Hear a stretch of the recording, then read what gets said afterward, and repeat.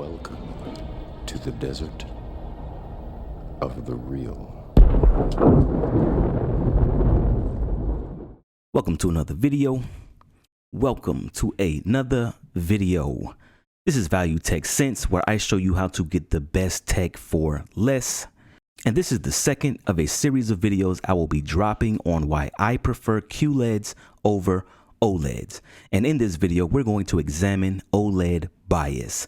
We're going to talk about what OLED bias is, and by the end of this video, you will know if you suffer from OLED bias.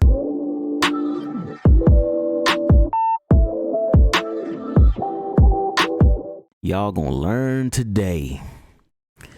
We're gonna talk about OLED bias. OLED bias. Now, what is OLED bias? OLED bias is an overemphasis, an over-exaggeration of the flaws of QLEDs with respect to black levels and blooming, while at the same time ignoring the flaws of OLEDs with respect to brightness. I'm gonna say it again.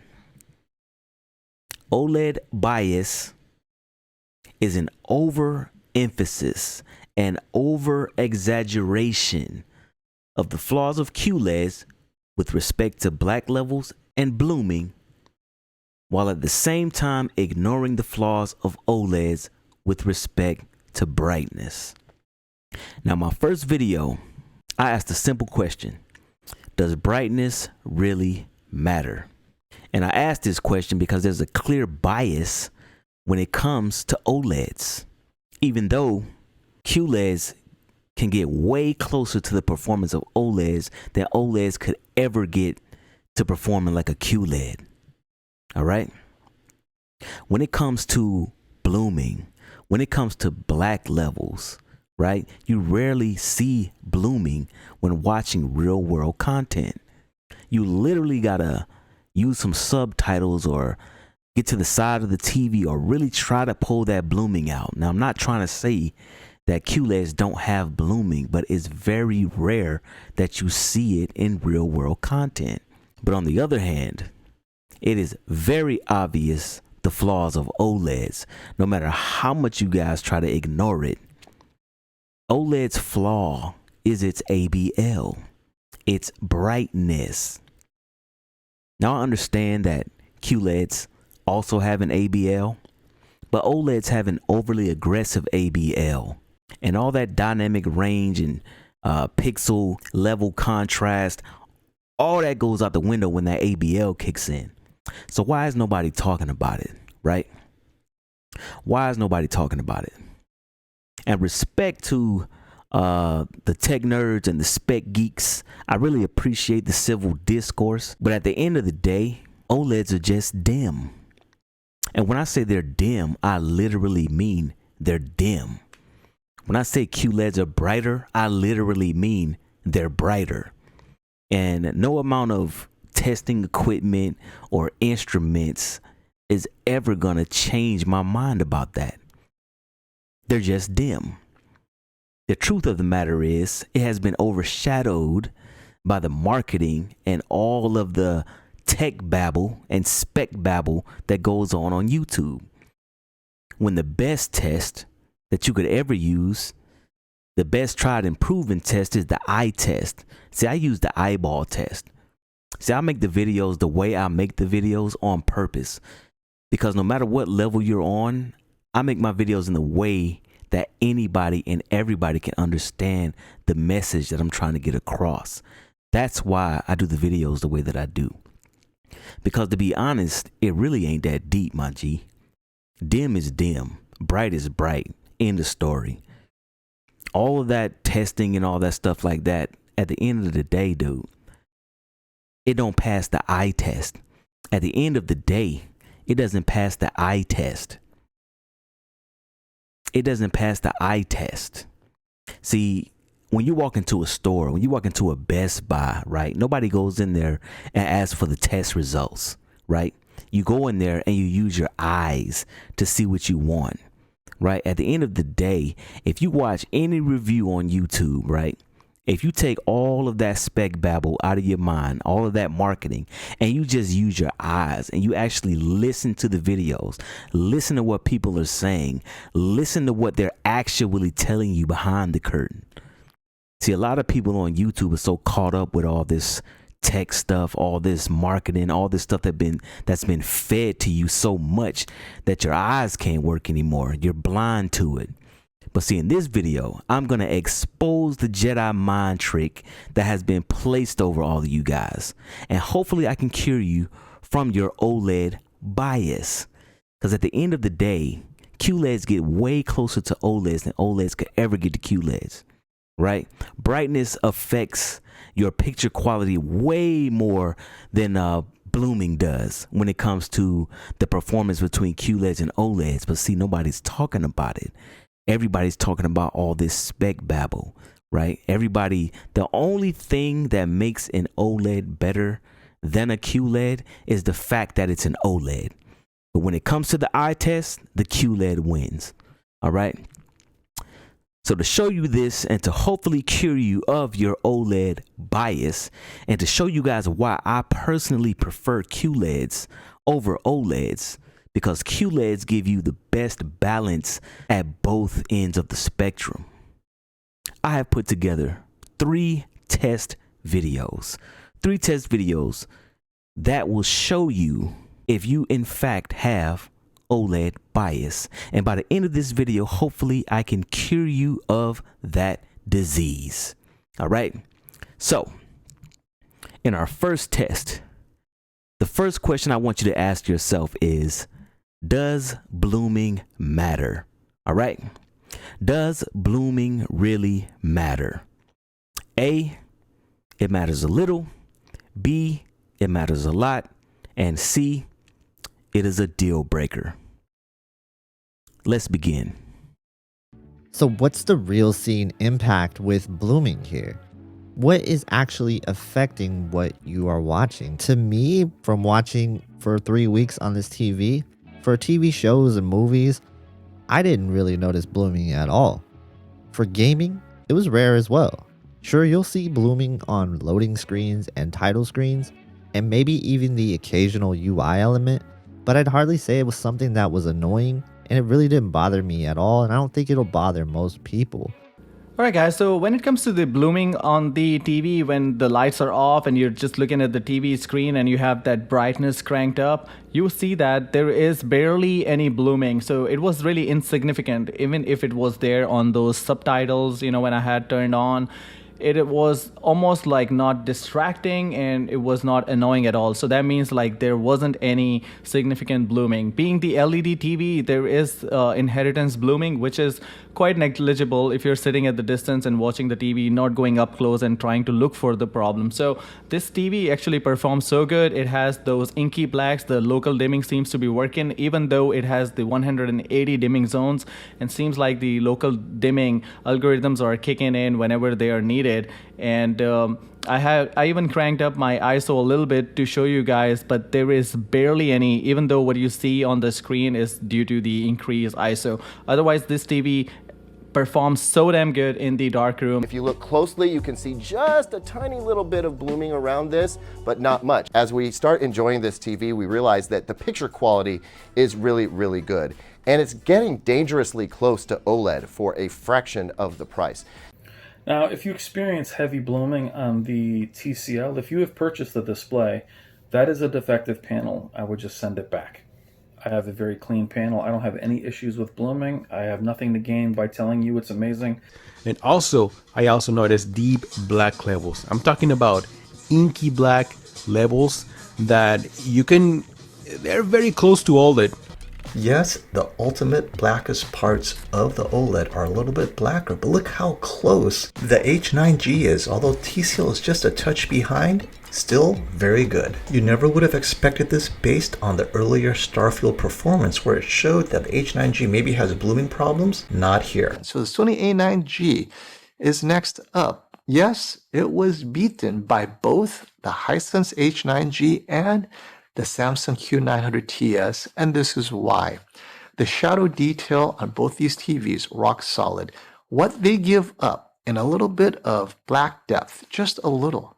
They more than made up in shadow detail. That gradient, excellent. And the Sony A9G, it shows its age. I mean, it's crazy that I'm talking about this. Now, after watching that video, if you answered anything but A, I want you to ask yourself why. Why do you put so much emphasis on the flaws of QLEDs with respect to blooming and black levels when it's really not that big a deal? Who made you put so much emphasis on black levels? Who put that in your mind? And those were just a few examples. Go watch any review of any QLED TV that is a good, not an edge-lit TV, one that has great local dimming. Any video you watch, right, you will see that blooming is not that big a deal on QLEDs. You just saw FOMO say that the Sony A9G, okay, the Sony A9G, it won the shootout, best TV of 2019, was beaten by the Hisense H9G a year later. But I'm the only one that sees it, right? Nobody's paying attention to this stuff but me. Y'all just watch videos. But I don't just watch videos, man. I study videos. All right. I see videos through an entirely different lens than most of you guys. And when it comes to brightness, and I got all the people in the comment section telling me that something's wrong with my camera, I purposely made the OLED look dark. See, what y'all don't know is most of your seasoned YouTubers, they understand that in order for them to properly display a video versus a QLED with an OLED, you have to dim that QLED down. Right? You have to dim it down. But see, brightness is a QLED strength. So why do I have to handicap the QLED to further promote the OLED? Right? You don't see anybody up in the brightness of the OLED. Right? The OLED strength is its black levels. So when you compare a QLED to an OLED, why don't they raise the brightness on the OLED to make it a fair fight against the QLED? No, they don't do that. They show you the OLED's strength while handicapping the QLED. But that's not what I'm doing in my comparison. That's why it was such a shock to y'all that my QLED was that much brighter than the OLED. That's because I was showing the QLED at its strength. And there's a lot of YouTube videos out there where, before people got seasoned to YouTube, where they actually showed you the QLED strength. See, if you got to dim down the QLED when you're trying to show the OLED, that's just like putting the QLED in a boxing match with the OLED, but putting the QLED one hand behind its back. So the QLED is fighting with one arm and the OLED is fighting with two. That's what they do in these videos. But see, there's nothing wrong with showing off the strength of the OLED. There's nothing wrong with overemphasizing the black levels while at the same time downplaying the brightness. See, when people make videos like that, right?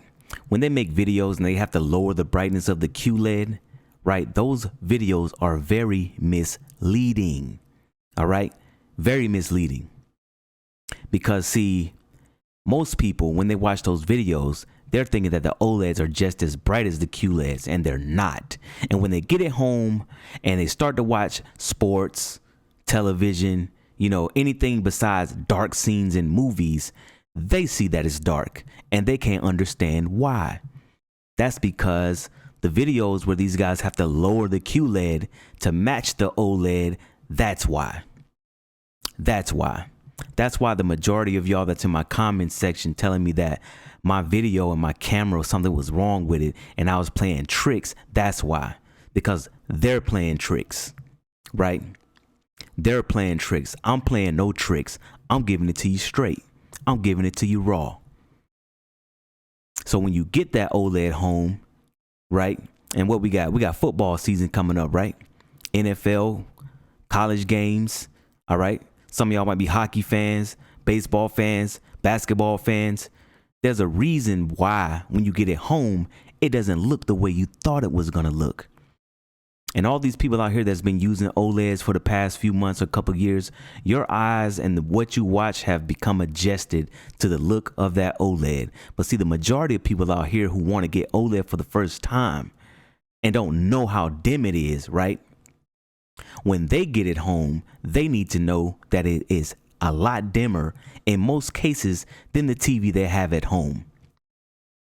They need to know how dim it is, right? But people aren't showing you that. But I'm going to show you today. I'm going to show you today. All right? We're going to get straight to the facts using the eye test. So, if you in fact answered anything but A on my first test video, you have OLED bias. Now for my second test video, I'm going to ask the same question that I asked in my first video. Does brightness really matter? All right. Does brightness really matter? A, it matters a lot. B, it matters a little. Or C, it doesn't matter at all. Let's get into it. Now, on the QLED on the left, if you look at that water, right? You look at that water. All of this water right here, let me see if I can get it in focus. All of that, all those little white specks that actually make it look like water, right? That's because of brightness. That's why the reds are redder, the blues are bluer, all right? Now, on this OLED, you might think this is something's wrong with it. No, there's nothing wrong with it. I'll go ahead and show you. Let me go ahead and let's go into the LG picture mode. All right, we're in ISF bright mode. All right, bright mode. OLED light is on 100. Contrast is on 100. All right, it's turned all the way up. But the thing about it is, right?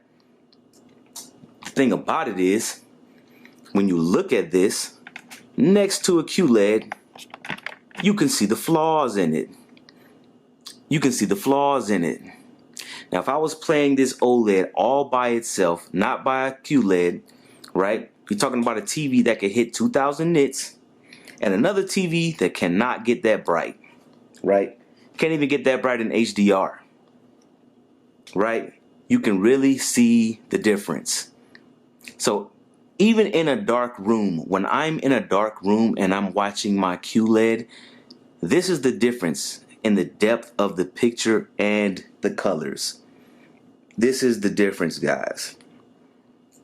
And it is no exaggeration. There is no getting away from it. The Samsung is a world apart when you look at the maximum brightness that you can get, as you can see in this image. Now, I tried to scroll through and get close to the top brightness on the C1, and as you can see, I'm going from expert mode to filmmaker mode to game mode to vivid. It really doesn't get anywhere near, and this is just a quick demonstration. In this next scene from Godzilla, I want to demonstrate how much brighter the Q90R can get, and to do that, I had my camera exposed to the Q90R's brightest setting, which in this case is local dimming zone set on high and contrast enhancer set to low. You see how much brighter the Q90R can get? This is about 11 stops of brightness, separating the Q90R's brightest movie brightness setting and the Sony's. Now the Sony was put on a max peak brightness, and even then, see how much brighter the Q90R can get. Alright guys, so I am back playing Returnal right here with a PlayStation 5, and let me tell you, this game, one of the problems that I had playing with my LG CX is just that it was too dark. I'm not saying they didn't look right, I mean it looks beautiful too, but now I can see some more highlights, more details, because this TV is just brighter.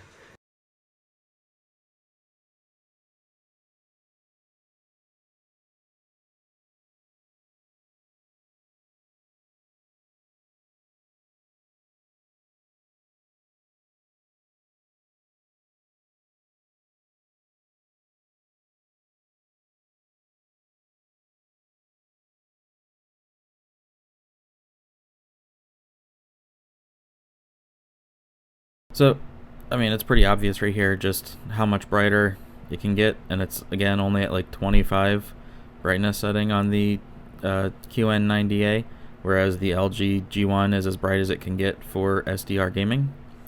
In a moderately lit room, I think the G1 gets bright enough in SDR gaming, though it would be nice just to get a little bit more brightness out of it. I personally wouldn't go any brighter on the Samsung than where it's at now, but some people do. That's up to you. LG keeps the brightness somewhat limited to try and hold on to the colors as much as possible so they don't get washed out. So throughout this video, I'm going to switch back and forth between doing side-by-sides like this as well as just solo time with each one and point out some positives and some negatives for both of them when it comes to gaming. Some things you may already know about each of them and some things you may not. One thing in particular I have not seen anyone else mention about the QN90A when gaming, so that is a bit concerning. However, they both are excellent gaming TVs.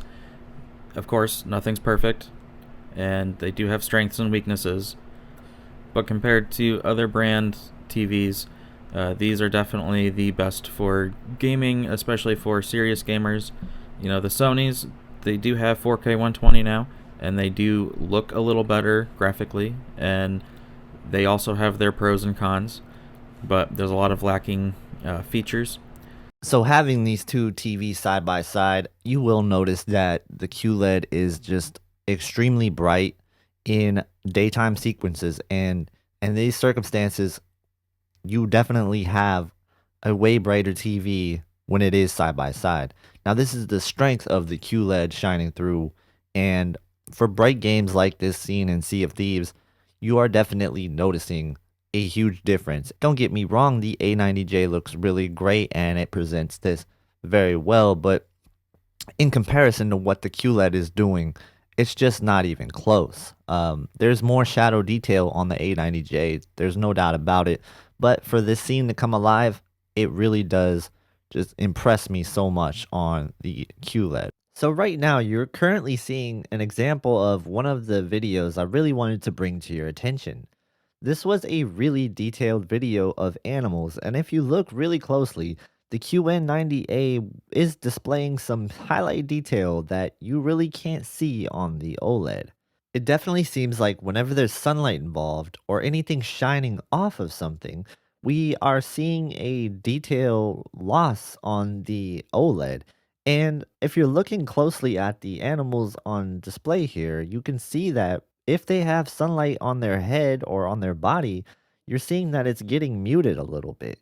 And I found that to be true with a lot of cases, not just this video. And for this, let me bring your attention to Assassin's Creed Valhalla. Now, in this game footage, I wanted to show you how the sunlight hitting the environment just seems to be lacking detail on the OLED. But on the QN90A, it's doing a very awesome job of just displaying what you would expect to see in a situation like that. So I definitely think that if you're buying an OLED coming from a high brightness TV like a Samsung flagship, that may be something you want to be very mindful of, as you may be missing those details when you move to that TV. But when it comes to gaming, even you can notice yourself, if you have Sony A90J, you will notice that in game mode, it's a lot dimmer than any other mode, and it should be actually very bright, and that's what happens in Samsung. As soon as you go in the game mode, just everything just cranks up, and then you can see that bright screen, and then these action scenes are just amazing when you're playing your games. So I would prefer LED. I'm gamer, like I play games on LED TVs, I play games on the LED monitors, and also I play games on LG OLED E6.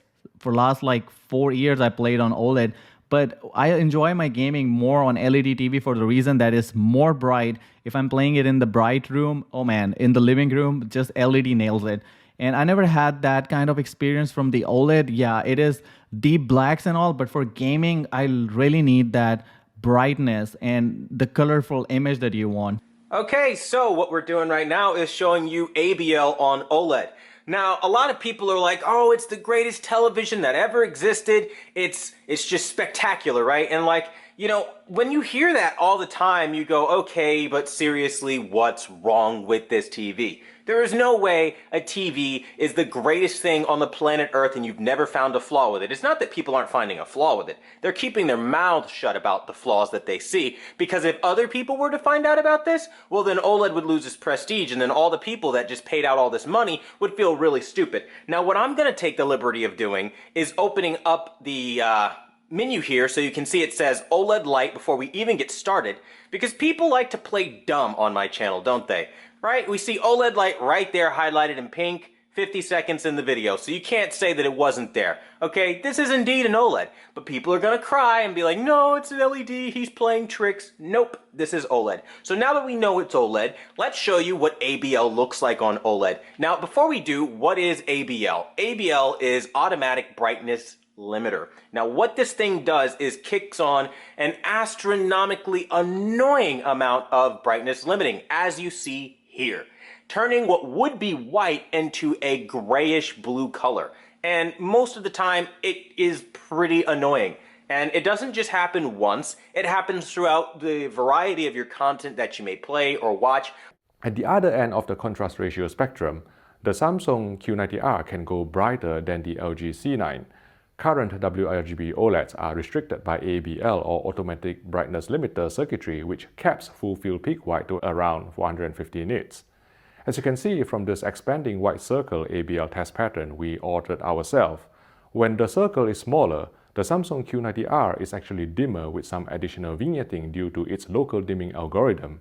But in brighter scenes, it will surpass the LG C9, especially if we calibrate both sets to an even brighter peak white level. Translated to real-life content, scenes with higher APL, or average picture level, such as this one from The Matrix, will look brighter on the Samsung QLED.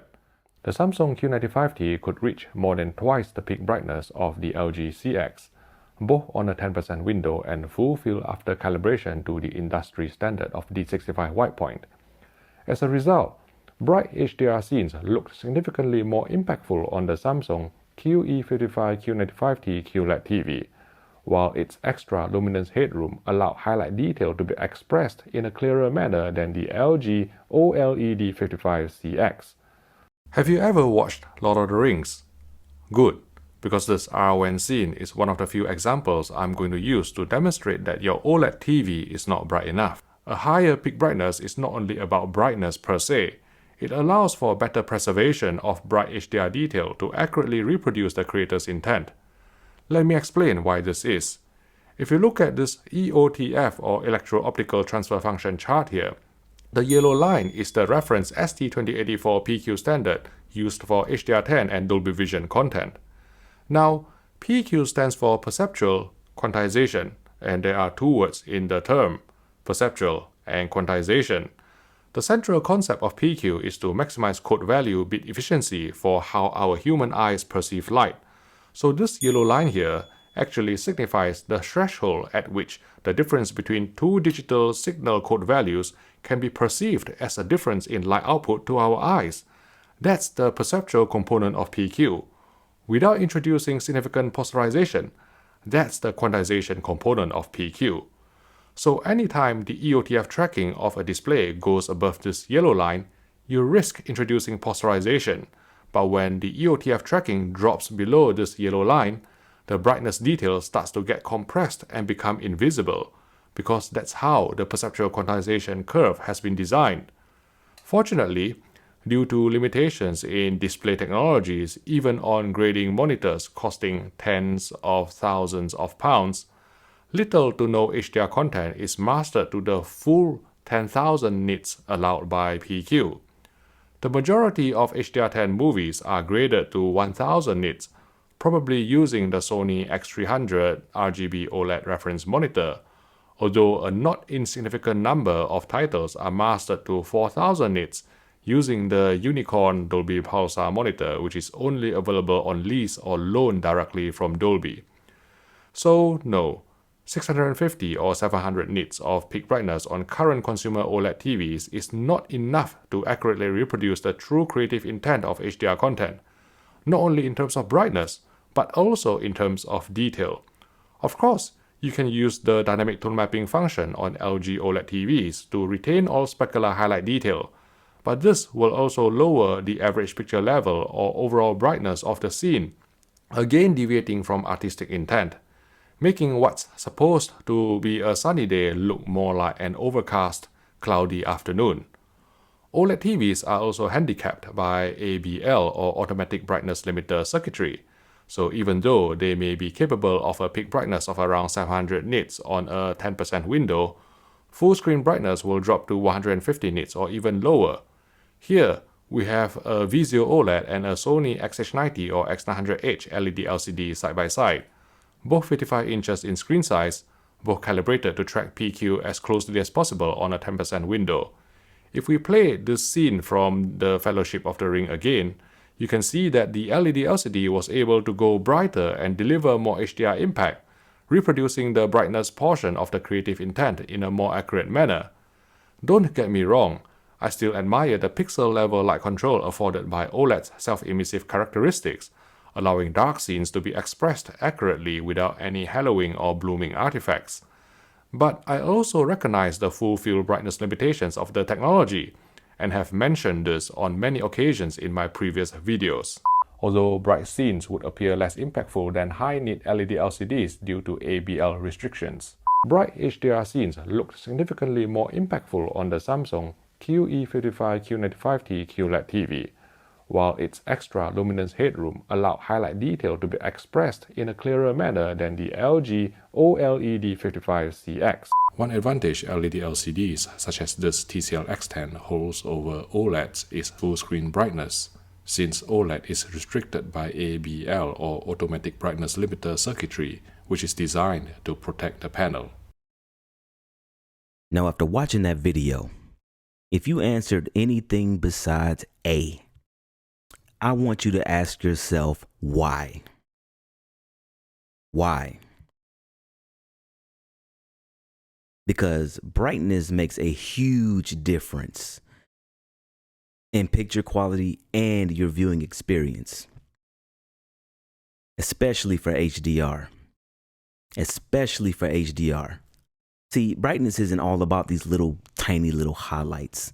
All right, it's about your overall picture. It's about your overall experience.